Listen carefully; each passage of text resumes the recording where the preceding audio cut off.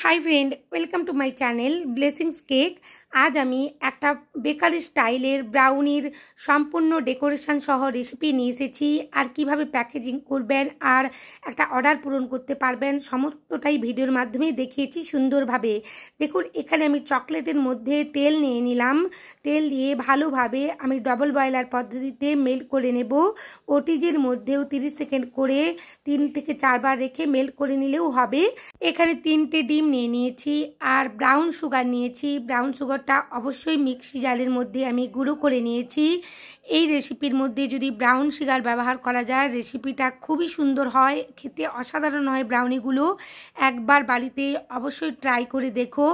আর 3টে ডিমের সাথে সমস্ত ব্রাউন সুগারটা আমি দিয়ে দিয়েছি। দিয়ে একটা ইলেকট্রিক বিটারে দিয়ে 4 থেকে 5 মিনিট ভালোভাবে বিট করে নেব যেন একটা ফোমি আকার হয়ে যায়।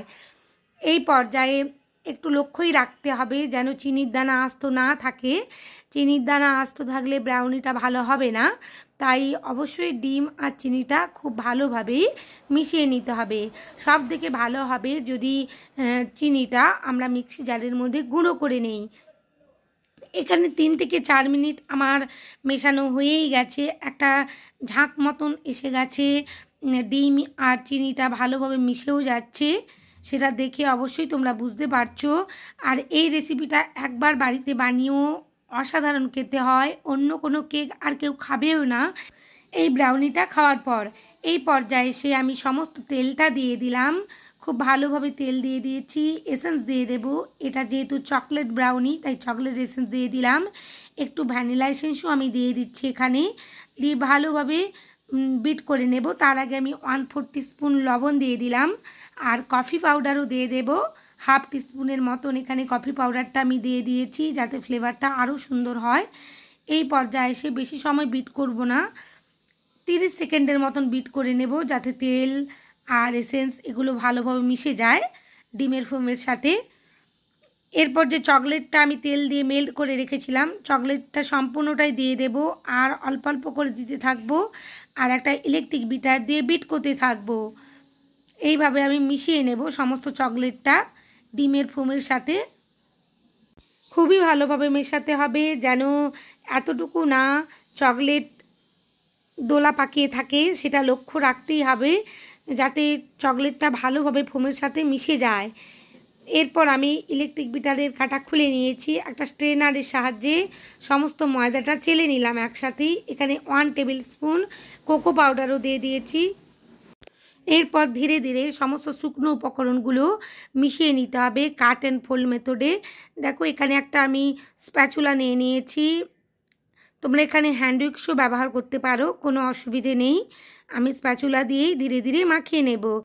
বাটির চারপাশে যে শুকনো ময়দা আর কোকো পাউডারটা লেগেছিল সেগুলোও ভালোভাবে স্প্যাচুলা দিয়ে মাঝের অংশে নিয়ে এসে মিশিয়ে নিতে হবে। একটা রিবনের মতন সিল্কি ব্যাটার রেডি করতে হবে। এইভাবে যদি ব্যাটার রেডি করা যায় তাহলে ব্রাউনিটা আরও সুন্দরভাবে রেডি হবে আর খেতে অসাধারণ হবে। অবশ্যই লক্ষ্য রাখতে হবে ময়দা আর কোকো পাউডারটা যেন ফোমের সাথে ভালোভাবে মিশে যায়। এরপর আমি একটা কেক টিনও রেডি করে নিয়েছিলাম আগে থেকে। কেক টিনের চারিদিকে আমি যে বাটার পেপারটা একটু করে উঠিয়ে রেখেছি যাতে ব্রাউনিটা আমি উঁচু করে তুলে নিতে পারি। আর চারিদিকে আমি বাটার পেপারটা লাগিয়ে দিয়েছি। এই কেক টিনটার মধ্যে মোট 9টা ব্রাউনি হবে আমার। সমস্ত ব্যাটারটা আমি খুব ভালোভাবে ঢেলে নিলাম আর একটা স্প্যাচুলা দিয়ে চারিদিকের কেক মোল্ডের কোণগুলোতেও ভালোভাবে স্প্রেড করে নেব। দেখুন যে অবশিষ্ট ব্যাটারটা ছিল সেটাও আমি ভালোভাবে দিয়ে দিচ্ছি। এতটুকু ওয়েস্ট করা যাবে না, কারণ ব্রাউনিটা একটা ভালো পারফেক্ট রেসিপি করবার জন্য সমস্তটাই আমি ঢেলে দিয়েছি। আর বেক করে নিয়ে এসেছি এটা 160 ডিগ্রি সেন্টিগ্রেডে 35 মিনিটের জন্য বেক করেছি। এরপর আমি সাইডের অংশ থেকে একটু স্প্যাচুলা দিয়ে আলতো করে ছাড়িয়ে নেব। যেহেতু এখানে অনেকটা পরিমাণে চকলেট আছে তাই অবশ্যই একটা স্প্যাচুলার সাহায্যে আলতো করে ছাড়িয়ে নিতে হবে। আর ব্রাউনিটা খুব ধীরভাবেই ডিমোল্ড করতে হবে, নাহলে ভেঙে যাওয়ার সম্ভাবনা থাকবে। এই ব্রাউনিগুলোকে ফজ ব্রাউনিও বলা চলে। এমনি অসাধারণ লাগবে, কিন্তু যে ক্লায়েন্ট আমার কাছ থেকে এই ব্রাউনিগুলো কেনেন তো উনি প্রায় বলেন যে আপনি একটু ডেকোরেশন করে দেবেন। তো আজ আমি কিভাবে ব্রাউনি ডেকোরেশন করতে হবে সেটাও ভিডিওর মধ্যে দেখিয়েছি। তোমাদের কাছে যদি এইভাবে অর্ডার আসে যে ব্রাউনি ডেকোরেশন করে দিতে হবে, তো তোমরাও করে দিতে পারো এই ডেকোরেশনটা দেখে।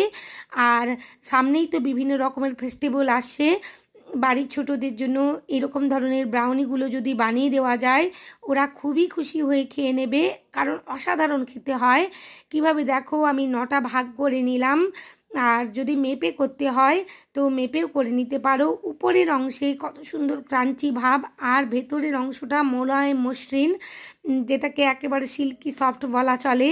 খেতে অসাধারণ টেস্টি হয়, একটা খাওয়ার পর মনেই হবে যে আরেকটা খেয়ে নেই। অবশ্যই বাড়িতে বানাতে হবে, আর বানানোর জন্য ফুল রেসিপিটা অবশ্যই ওয়াচ করতে হবে। আর বানিয়ে অবশ্যই তোমরা কমেন্ট করো যে কেমন হয়েছে এই ব্রাউনিটা খেতে। তোমাদের কমেন্ট আর তোমাদের ভালোবাসা আমাকে আরও কাজ করতে উৎসাহিত করে। যিনি আমার কাছ থেকে এই ব্রাউনিগুলো নিয়েছিলেন উনি খুবই ভালো রিভিউ দিয়েছিলেন, ওনাদের খুবই পছন্দ হয়েছে ব্রাউনিগুলো। আর আবারও উনি অর্ডার দেবেন বলেছেন যে আমি আবারও আপনাকে অর্ডার দেব, কারণ এগুলো খেতে অসাধারণ হয়েছিল। আর এটা একেবারে একটা বেকারি স্টাইলের ব্রাউনি রেডি করছি। তোমাদের কাছে অর্ডার এলে ব্রাউনির তোমরা এই রেসিপি ফলো করে এইভাবে ডেকোরেশন করে অর্ডারটা পূরণ করতে পারবে। কিভাবে প্যাকেজিং করেছি সেটাও আমি লাস্টে দেখিয়েছি।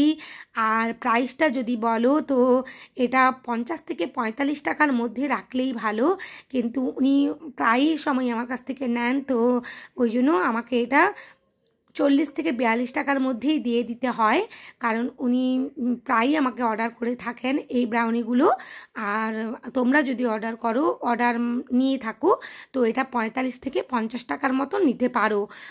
ব্রাউনির উপরের অংশে যে আমি চকলেটটা গার্নিশিং করলাম ওটা একেবারে পিওর চকলেট, কোনো রকমের চকলেটের গানাশ বা সস এরকম ধরনের কিছুই নয়, পিওর চকলেট মেল্ট করেই আমি উপর থেকে গার্নিশিং করে নিয়েছি। আর কয়েকটা রেড আর হোয়াইট কালারের স্প্রিঙ্কেল এখানে ছড়িয়ে দিয়েছি। আর রেসিপিটা সম্পূর্ণ আমি ডেসক্রিপশান বক্সে দিয়ে দেবো, তোমরা আমার এই ভিডিওটা দেখে অবশ্যই বানিও। কত সুন্দর দেখতে হয়েছে দেখো। আর এখানে যে প্যাকেটটা আমি এনেছি, প্যাকেটটা যেন একেবারে ওই 9টা ব্রাউনি রাখার জন্যই তৈরি হয়েছিল। আমি বুঝতেই পারছিলাম না যে এত সুন্দরভাবে 9টা ব্রাউনি এর মধ্যে ধরে যাবে। আর এখানে দেখো কত সুন্দরভাবে আমি যে টিস্যু পেপার হয় টিস্যু পেপারটা বিছিয়ে নিলাম। এরপর উপর থেকে আমি ব্রাউনিগুলো সাজিয়ে রেখে দেব। এখানে তোমরা চকো চিপসও ডেকোরেশানে দিতে পারো। আমি এখানে স্প্রিঙ্কেল ছিল যেগুলো আমি কেকে ইউজ করি সেটাই ব্যবহার করেছি। কত সুন্দর দেখতে লাগছে। উপর থেকেও আমি একটা টিস্যু পেপার রেখে দেব যাতে কোনো রকমের অসুবিধে না হয়। এরপর আমি ভালোভাবে বক্সটা বন্ধ করে দেব আর একটা সেলো টেপ দিয়ে আটকে দেব আর ডেলিভারি দিয়ে দেব। এইভাবে যদি একটা ব্রাউনি রেডি করে ডেলিভারি দাও তো ক্লায়েন্ট খুবই খুশি হয়ে যাবে আর বারবার অর্ডার দিতে থাকবে। সবাই খুব ভালো থেকো, অনেক ধন্যবাদ।